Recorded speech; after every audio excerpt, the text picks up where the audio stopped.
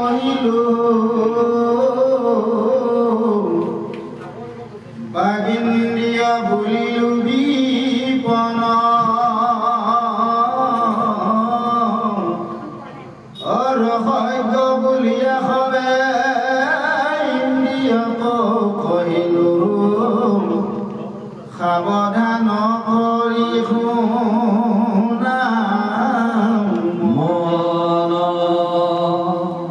দক্ষিণা কৰ্ণকময় পিতৃহ বুলিয়া কৈলো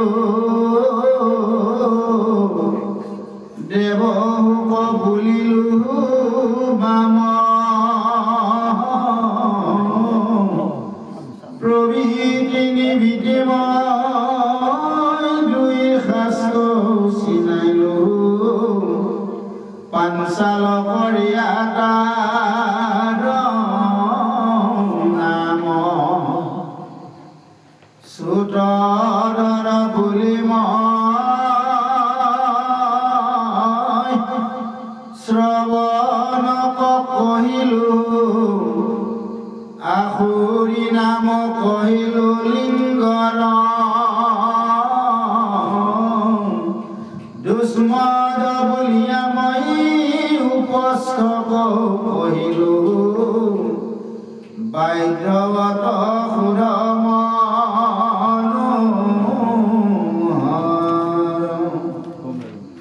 নিষদি বুলিয়া পায়ো ইন্দ্ৰিয়ক কহিলো বৈষম নাম কহিলো বিস্তৰ লুব্ধক বুলিয়া পায়ো ইন্দ্ৰিয়ক কহিলো শুনা দুই অন্ধনাম যাৰ সচিদানন্দৰ পয় বেশত পাদ্রিত্রবে ত্রপুত্রয় বিনাশয় শ্রীকৃষ্ণায় বয়ং নমঃ শ্রীকৃষ্ণায় বয়ং নমঃ নারায়ণ নমস্কৃতং নরস্যৈব নরোত্তম দেবীং সরস্বতীং ব্যাহং ত্রতুজয় মুদীয়তে ত্রতুজয় মুদীয়তে হে নারী দেবকী নন্দন দেব কৃষ্ণ গোবিন্দ তোমার ওখানে শীর্ষস্থল হস্ত কোটি কোটি নমন বন্দনা জানায় আবার উপধার বৈষ্ণব মায়ের মাঝে কি করি যাত্রা শ্রীকৃষ্ণ কোটি কোটি প্রণাম জানায় আপনার হোক বলচরণের মাধ্যমের মাধ্যমে লই দেবকী নন্দন দেব কৃষ্ণ মানবে প্রতিমূর্তি অদম মন্দমে দুআখা কই যামেৰে বলি কৃতি হলে আপোনাৰ হবে ডাখৰ ৰাগ বুলি ক্ষমা কৰে জানি প্ৰাৰ্থন থাকি কৃষ্ণ আজি দেৱৰীষি নাৰদে কি পুৰঞ্জন নামৰ যিটো কথা আজি প্ৰাচীন কহিৰা জাগত কৈ আছিল সেই পুৰঞ্জনটো আন নহয় সেইটো হৈছে আত্মা অৰ্থাৎ ভগৱন্তৰ অংশ আৰু সেই এজন মনুষ্যৰ ভিতৰত থকা কি আত্মা বাকি আমাৰ এই যিটো শৰীৰৰ যিমানবোৰ আমাৰ বিষয়ৰ গ্ৰন্থি আছে ইন্দ্ৰিয় আছে এইবোৰক আজি কি কৰি আছে বৰ্ণন কৰি আছে যিবোৰেৰে আমি কি কৰো অন্ন ব্ৰহ্মক গ্ৰহণ কৰো যাক আমি ৰহস্য বুলি কবি ইন্দ্ৰিয়ক কহিলো আজিখন কাণেৰে আমি কি কৰিছো কথাবোৰ শুনিছো সেইবোৰ আমাৰ দক্ষিণা এনেদৰে কি কৰিছে আমাৰ সমস্ত দেহত সেই দেৱতাসকলে লৈ লৈ আমাক বিস্তৰিত হৈ আছে এনেদৰে সেই যে পাঞ্চাল নাম যাক কৈছিল প্ৰবিদ্যাৰ নিবৃত্তি এই দুইটা শাস্ত্ৰক যিখিনি চিনাই দিছিল এই আৰু কোনো নহয় এটা হৈছে শুনা আৰু এটা হৈছে আমুক আক্ষৰিকৰ যিবোৰ আমাৰ শৰীৰত থকা যিটো গুপ্ত লিংগ সেইটো বৰ্ণন কৰি আছিল এনেদৰে আমাৰ এই আক্ষৰিক যিটো আমাৰ গোপনীয় ইয়াৰ পৰা আমাৰ কি হয় মনৰ ভিতৰত সুখবোৰ অতিকৈ কি হয় উৎপত্তি হয় এনেদৰে আমাৰ কি কৰিছে যিবোৰ ইন্দ্ৰিয় উশাহ নিশাহ বাৰে বাৰে লৈ আছো সেইটো নামকে মই সেই প্ৰাচীন গ্ৰহী বৈৰস নামেৰে বিস্তাৰিত কৰিছে অৰ্থাৎ উশাহটো কৈছে বায়ু বোলে ইন্দ্ৰিয় কওঁ এনেদৰে আমি সমস্ত ইন্দ্ৰিয়বোৰে কি কৰোঁ এনেদৰে লোভিয়া হৈ আমি সেইবোৰতে সদায় অন্ধ হৈ পৰি থাকোঁ বুলি এতিয়া আমাৰ এই দেহৰ ভিতৰত যিমানবোৰ অংগ প্ৰত্যংগ আছে এইবোৰ খালি বৰ্ণন কৰি আছে দুই হাত দুই ভৰি আকে অন্ধকাৰ কৰি কহোঁ মই জানা কৰ্ম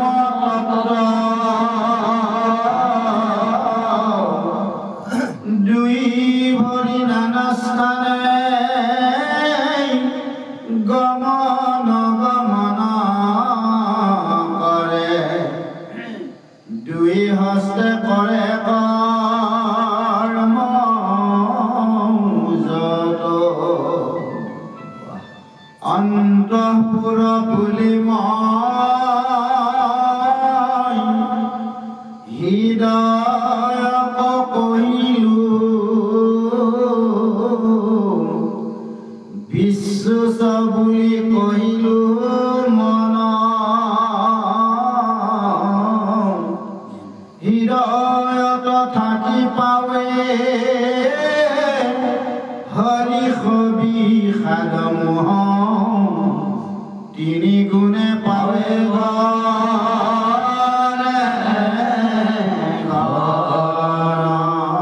যি দুইটা অন্ধৰ যিকে দুটা লোভিয়া সেই লোভিয়া দুটাই হৈছে দুখন ভৰি আৰু দুখন হাত এই দুইখনে নানান নানান কৰ্ম তত্ত্ব কৰে নহয় বাৰু ভৰিখনে হাতখনে কৰ্ম তত্ত্বই কৰে এই দুইটা বৰ লোভিয়া হাতখনে আগবাঢ়ি যাব তাৰ লগতে হাতখন যোৱাৰ লগতে ভৰি ঘূৰিব দেৱৰীষি নাৰদে কৈছে এই দুইটা হৈছে আমাৰ লোভিয়া অন্ধৰৰ নাম আৰু ইয়ে কি কৰিছে আমাৰ সমস্তবোৰ কৰ্ম কৰে আৰু দুইটা নানা নানা ঠাইলৈ অহা যোৱা কৰে হে ৰাজা ভিতৰত যিটো আমি অন্তঃকৰণৰ কথা ক'লো সেইটোৱে হৈছে হৃদয় বা সেইখনে হৈছে মন এই মনটো সদায় কি কৈছে বিহুচ্চ অৰ্থাৎ ই এবাৰ ভাল এবাৰ দুখ কোনোবা সময়ত আনন্দ কোনোবা সময়ত মানে দুখ এনেদৰে এই হৃদয়খনে এই মনটোৱে এইকেইটাতে ঘনে ঘনে ঘনে ঘনে ঘনে ঘনে ঘনে তিনিটা গুণে কি কৰি আছে আহি বাৰে বাৰে কি কৰিছে হৃদয়খনক দুখ সুখ আৰু আনন্দ তিনিটা গুণ বাৰে বাৰে দি থাকে বুলি বৰ্ণন কৰিছে অৰ্থাৎ আমাৰ শৰীৰৰ ভিতৰত থকা হৃদয়খনৰ কথা আজি বৰ্ণন কৰি আছে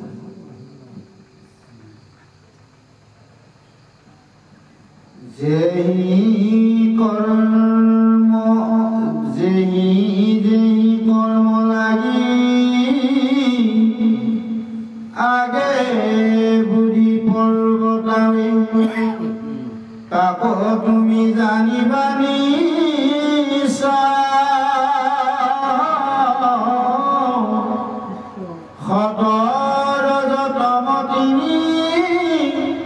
গুণে যুক্ত হইয়া জীৱ পাছে কোনো তাকে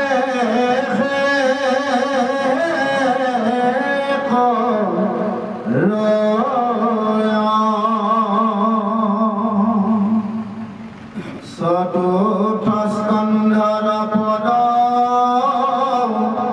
শুনি উপসভাসদ পুৰঞ্জন কথাইতো সাৰ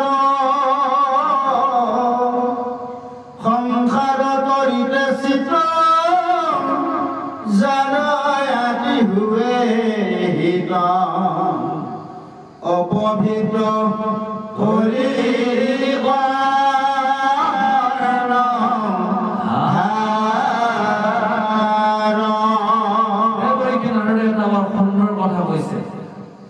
আমাৰ মনটোত কি আহে আনন্দৰ দুখ আৰু মোহ মোৰ বুলি মনে তিনিটা গুণে সদায় জাগৃত হৈ থাকে হৃদয় এতিয়া ক'লে কোনটো কৰ্ম কৰিব লাগে আকৌ আমাক বুদ্ধিটোৱে প্ৰৱৰ্তন কৰে চাব 24 তত্ত্বৰ ভিতৰত এতিয়া লাষ্টৰ তত্ত্বকেইটা বৰ্ণন কৰি আছে মনটোৰ পৰা তিনিটা গুণ উৎপত্তি হয় মোহ দুখ আৰু আনন্দ এতিয়া ক'লে সেই প্ৰাচীন হিৰাজা ইয়াৰ লগতে থকা যে বুদ্ধি নামৰ যিটো তত্ত্ব এই তত্ত্বটোৱে কি কৰে সেই কৰ্মটো কৰাবৰ কাৰণে বুদ্ধিটোৱে ইংগিত দিয়ে এই বুদ্ধিটোৱে আমাক এইখন জগতত ভগৱান যেতিয়া সত ৰজ আৰু তম তিনিটা গুণক বুদ্ধিহে কি কৰে জীৱসকলক পুনৰুদ্ধাৰ কৰে আমি এতিয়া ভাগৱত স্থলীলৈ আহিছো আমাক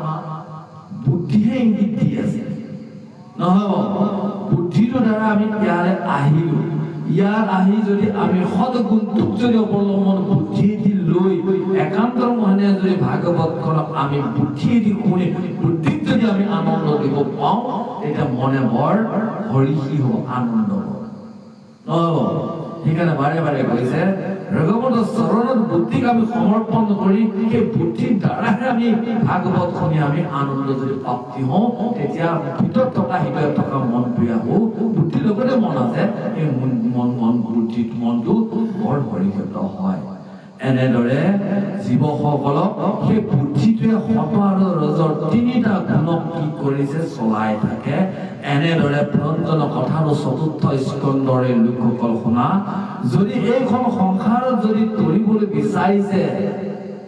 মন বুদ্ধিটোৰ লগত চিত চিত মানে প্ৰকাশ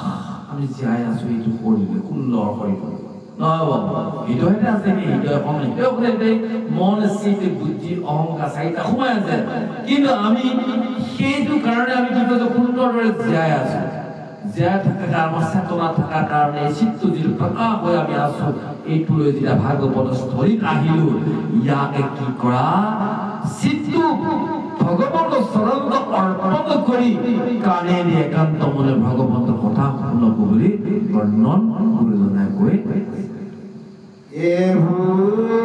নকৰা মন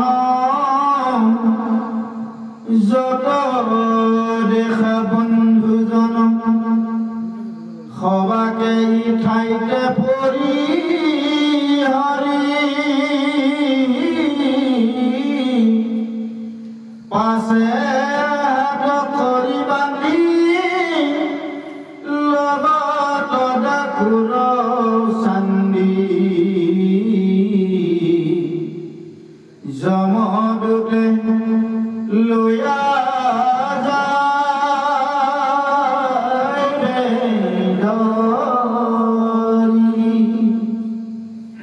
বিষয় সংহিয়া ফুৰা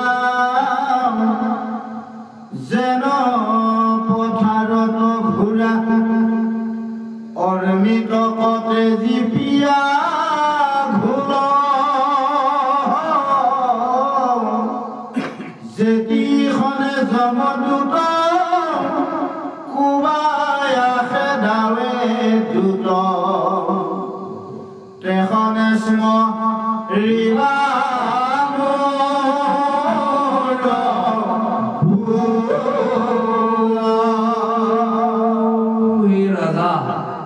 হে লোকসকল সভাসদ লোকসকল শুনাচোন যিমানবিলাক দেখিছা বন্ধুজন এইবোৰৰ প্ৰতি মনটোক নিদিবা এইবোৰ সকলোবোৰ ইয়াতে পৰি হৰি থাকিব অৰ্থাৎ ইয়াতে পৰি থাকিব এতিয়া আমি যদি ভাবো গুৰুজনে এইখিনি কথাত মনটো এক্সট্ৰা এবাৰ মনটো দিম আকৌ মনে মনে ভাবি বুদ্ধিটো হ'ব মনটোক দিম কিন্তু আৰু লাগিব নালাগিব সেইকাৰণে কি তাত কৈ আছে মন চিত বুদ্ধি অহংকাৰ মোক সমৰ্পণ কৰা বুলি কৃষ্ণ অৰ্জুনক কৈ আছে আমি একেটা ঠাইতে তাৰমানে যদি ভগৱানৰ দ্বাৰ দলিলৈ আহোঁ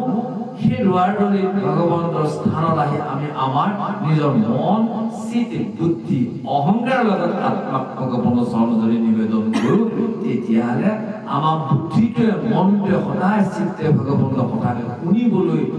পঢ়িবলৈ গাবলৈ ভগৱন্তৰ ভক্তি কৰিবলৈ মনটো গৈ থাকিব নহ'ব এতিয়া আমাৰ গুৰুজনে কৈছে এই মনটো সেই বন্ধু বৰ্জনক নিদিবা চব আনে পৰি থাকিব যদিহে মন সেই বন্ধুজনকে দিছা সেই লোকসকল যিদিনাখন জমদূতে লৈ যাব হাত বান্ধি সেইখিনি সময়ত এনেদৰে বিষয় শুনিয়া ফুৰা যিমানবোৰ বিষয় হাইৰে মোৰ ঘৰ হাইৰে মোৰ পত্নী বুলি যি মৰমত ফুৰি ফুৰি ফুৰি ফুৰি নহ'ব যদি খাইছে এটা ৰসগোল্লা আকৌ এটা আনিছে খোৱা বুলি এই সভাত যদি শুই ফুৰিছা তেতিয়া কি কৰিব জমদূতে বান্ধি কোবাই কিনাই ধৰি লৈ যাব কাৰণ ইমান ধুনীয়া ভগৱন্তৰ কথাৰে ভক্তিৰ ভৰি থকা যিবোৰ অমৃতময় কথা ইয়াক নুশুনি শিখৰৰ বিষৰৰ ফুল অৰ্থাৎ লেতেৰা বোকা পানীখিনিক যে গ্ৰহণ কৰিলা সেইখিনি সময়ত যেতিয়া জমদূতে খেদাই খেদাই দ্ৰুতগতিত মাৰি গৈ থাকিব সেইখিনি সময়ত সেই লোকসকল আমি অধমে যেতিয়া বাৰে বাৰে উপদেশত লিখি আছো তেতিয়াই তোমালোকৰ মনত পৰিব বুলি গুৰুজনাই কৈছে হৰি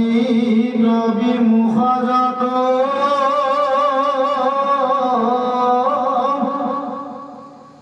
নিন্দিলো আনন্দে কাত হৰি পাৱে নকৰিলো ৰতি তিৰিৰ আগত মই দেখাইলো তাৰ ফলে ভৈল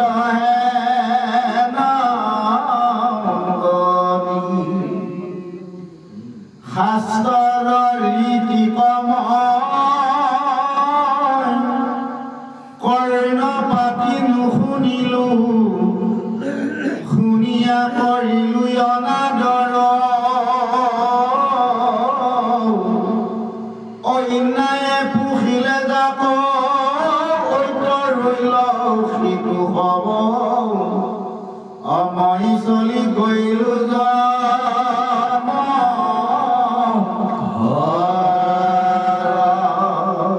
গুৰুজনে কৈছে লোকসকল ভগৱন্তক দৰ্শন নকৰিলো আৰু কি কৰিলো আনন্দতে সেইজনক নিন্দা বাসনা কৰিলো ভগৱন্তৰ চৰণৰ প্ৰতি মই ৰতি নকৰিলো যেতিয়া জমদূতে চুচুৰাই টানি যাব সেইখিনি সময়ত মনত পৰিব এতিয়া যদি আমি ভাবো এইটো দেহাচোন ইয়াতে পৰি থাকিব তেতিয়াহ'লে আমাৰ মনত কেনেকে পৰিব এই কথাখিনি নহ'ব গুৰুজনাই কি কথাখিনি কৈছিল কেনেকে মনত পৰিব আমি এটা প্ৰত্যেকে সন্দেহ কৰি কৰিব পাৰো সঁচাকে নে আমাৰ এই দেহটো যোৱাৰ পিছত আমি এইবোৰ কথা গম পামনে নিশ্চয় পাম সেইকাৰণে কৈছে ভাগৱত অমৰ গ্ৰন্থ ভাগৱতে জীৱন মূলতে সমস্তখিনি সাক্ষাতে প্ৰমাণ দি আছে আৰু মৃত্যুৰ পিছত এই শৰীৰটো এৰি কি কষ্ট পাব তাক ভাগৱত স্পষ্টীকৰণ বৰ্ণন কৰি আছে হস্তাই অজামিলাই ইয়াত কোনো আমি কোনোদিনা সন্দেহ পোৱা কোনো কাৰণ নাই স্পষ্টীকৰণ যে আমি ভাবিম এতিয়া কি এতিয়া আনন্দত আছো মহাপিছত কোনে দেখিছে মহাপিছত দেখিবই লাগিব মনত পৰিবই কিন্তু চিঞৰি চিঞৰি কান্দিলে কোনো বচাব নোৱাৰে জমে হৈ থাকিব নহ'ব সেইকাৰণে কৈছে মই সেইজনক বিমুখ কৰিলো দেখা নাপালো নিন্দা কৰিলো ৰতি কৰিলো মই মোৰ নিজৰ মানুহজনী আগত নিজৰ কৈছে এই মই চব জানো বাদ দিয়া সেই ভগৱান কোনো নাই নহ'ব সেইটো কওঁতে কওঁতে কওঁতে শাস্ত্ৰৰ নীতি নিয়মৰ কাণ পাতি নুশুনিলো অনাদৰ কৰিলো খালি মাত্ৰ মই অন্যায়েৰে মোৰ নিজৰ ঘৰখনকে পোহপাল দিলো এনেদৰে মই আজি জমৰ ওপৰলৈ চলি গৈ আছো সেইখিনি সময়ত এই কথাবোৰ বাৰে বাৰে মনত পৰিব সেইকাৰণে কৈছে আমাৰ এইটো স্থূল শৰীৰ এই শৰীৰটোৰ পৰা যেতিয়া আমাৰ স্থূল শৰীৰ পৃথিৱী যেতিয়া পৰি ৰৈ যিটো কাৰণ শৰীৰ কাৰণ মানে মানুহ হৈ আহিছিল মানুহ হোৱাৰ পিছত আমি স্থূল শৰীৰ নহয় বাৰু স্থূল শৰীৰ আমি অনেক ভগৱন্তক ধ্যান ধাৰণা কৰিব নকৰিলো বিষৰ সংসাৰৰ লগত পৰি থাকিলো ইচ্ছা কিবা কিন্তু যেতিয়া আমাক এইটো স্থূল শৰীৰ পৰা উলিয়াই লৈ যাব সেইটো হৈছে সূক্ষ্ম শৰীৰ যিটো আমি সপোনত দেখা পাই থাকো সেইটো সূক্ষ্ম শৰীৰটো আমি আগত পাইলো আত্মা জেগালৈ গুচি যাও কিন্তু আমাৰ স্থূল শৰীৰতে মন চিত্ত বুদ্ধি অহংকাৰ এইকেইটাই যাতনা দেহত প্ৰৱেশ কৰাৰ লগে লগে এই মন বুদ্ধি চিত্তে যিমান কৰ্ম কৰি আছিল অহংকাৰ এইবোৰ এখন ৰিল ঘূৰাই যম জেগাত গৈ এইখিনি তেতিয়া মনত পৰিব বুলি আজি গুৰুজনে বৰ্ণন কৰি আছে চিন্তা কৰি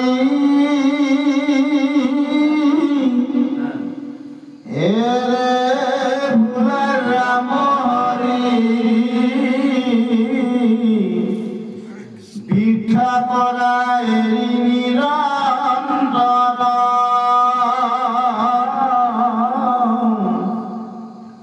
হৰি কৌমদকি কৰা ৰক্ষা কৰি ফুৰে সদা কি কৰিবে জমৰ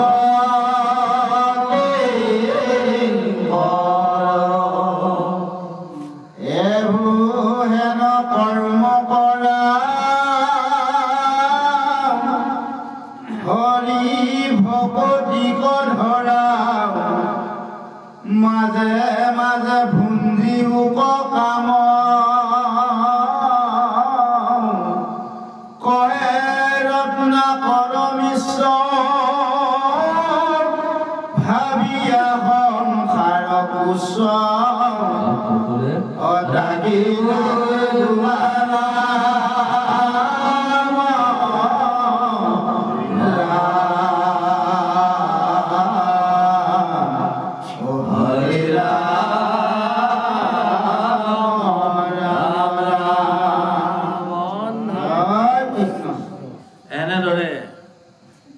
আজি